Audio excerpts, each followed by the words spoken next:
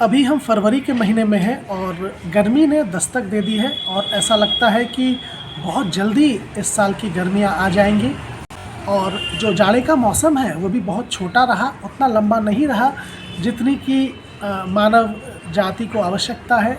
अगर हम जाड़े में होने वाले फसलों की बात करें, गेहूं की बात करें या फिर जो पृथ्वी पर तापमान का संतुलन है उसके लिए बात करें, इसमें एक जो बहुत ध्यान देने वाली बात यह है कि साल दर साल पृथ्वी की सतह का तापमान बढ़ रहा है।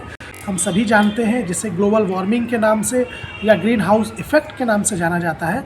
और जो वैज्ञानिक हैं और शोधार्थी हैं उनका कहना है कि इसी तरह से अगर पृथ्वी की सतह का तापमान बढ़ता रहा तो जो ध्रुवों की बर्फ़ है वो भी पिघल जाएगी और जो समुद्र हमारे हैं उनका जल स्तर बढ़ जाएगा और समुद्र के किनारे बसे हुए ज़्यादातर जो दुनिया के हमारे बड़े और महत्वपूर्ण नगर हैं वह डूब जाएंगे। तो ग्लोबल वार्मिंग का कोई एक असर नहीं है, इसका असर फसल उत्पादन पे भी देखा जा सकता है। मौसम के जो पैटर्न में बदलाव आया है उससे हम देखते हैं कि सुखाड़ हो जाती है, बेमौसम बरसात से अचानक बाढ़ आ जाती है।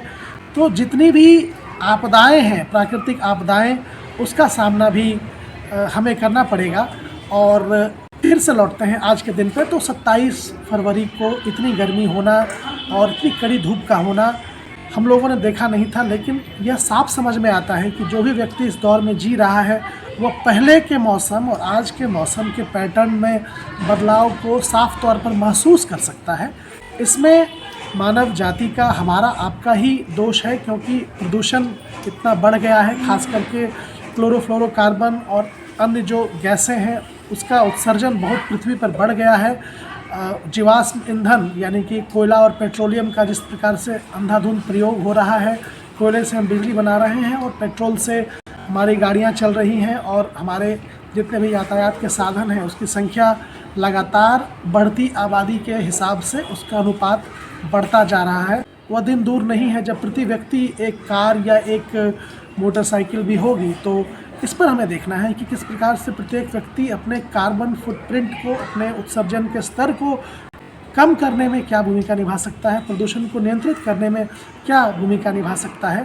क्योंकि अगर इसी तरह से हमारी आबादी बढ़ती रही, हमारी ऊर्जा ज़रूरतें बढ़ती रही और हमने अगर स्वच्छ ऊर्जा की ओर निवेश नहीं किया, उस तरफ अगर प्रवेश नहीं किया और परंपरागत ऊर्जा के स्रोतों का उपयोग कर अपनी ऊर्जा ज़रूरतों की तो पूर्ति कर लेंगे, लेकिन अगर पृथ्वी के वायुमंडल को नुकसान पहुंचाते रहेंगे तो ज़रूर एक न एक दिन ऐसा ज़रूर आएगा जबकि तापमान बढ़ने से यह पृथ्वी रहने के योग्य नहीं बचेगी और मानव जाति का अस्तित्व इस पृथ्वी से हमेशा के लिए समाप्त हो जाएगा।